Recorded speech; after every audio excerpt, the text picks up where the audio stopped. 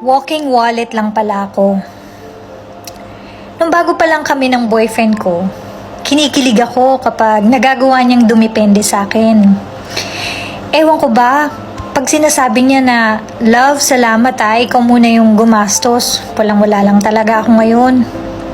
Feeling ko, sobrang appreciate niya ako. Ako naman, si bigay.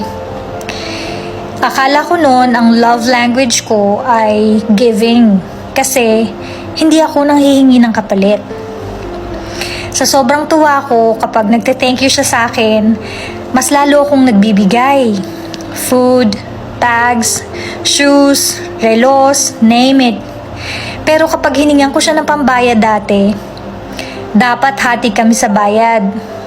Ayaw niya, kesyo walang cash, di online, naiwan yung wallet. Pero mas natauhan ako nung isang beses, sumabay ako sa kanya nung susunduin niya yung tropa niya. Nagrarant yung barkada niya minsan about sa GF niya na bill mo ko attitude. Tapos sabi niya sa barkada niya, wala siya kay Kay. Ako. Lifeline ko yan kapag wala akong pang-date. Ready ang wallet niyan. Kaya niya akong buhayin. Ako naman, tahimik lang ako. Tapos sabi ng barkada niya, sige nga, patunayan mo. Ako tahimik lang kasi baka alam niyo yun, usapang barkada Yabangan ba?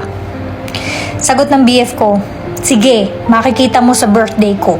Hindi ko sineryoso yung usapan nila. Tapos nung birthday niya, hindi ko alam, in-invite niya yung friends niya sa isang resto sa Makati.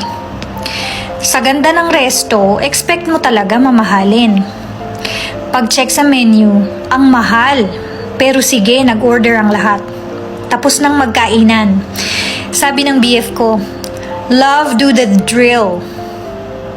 Ha? Anong do the drill? Ako daw ang magbabayad. By the way, 25K lang naman ang bill. 10 friends niya ang in-invite. This time, hindi ko na kinaya. Tumayo ako at umalis. Sabay uwi. Hindi ko na alam kung sinong nagbayad ng bill. Umuwi ako nung araw na yon na naiyak ng iyak. Kasi, pinagyayabang niya sa barkada niya na kaya ko siyang buhatin sa mga ganyang bagay.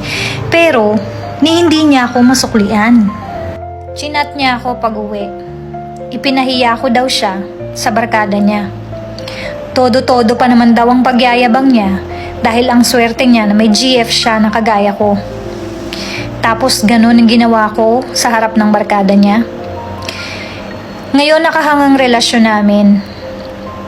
Every time, chinachat niya pa rin ako at sinasabi niya na hindi pa rin daw niya nakakalimutan ang ginawa ko sa harap ng barkada niya.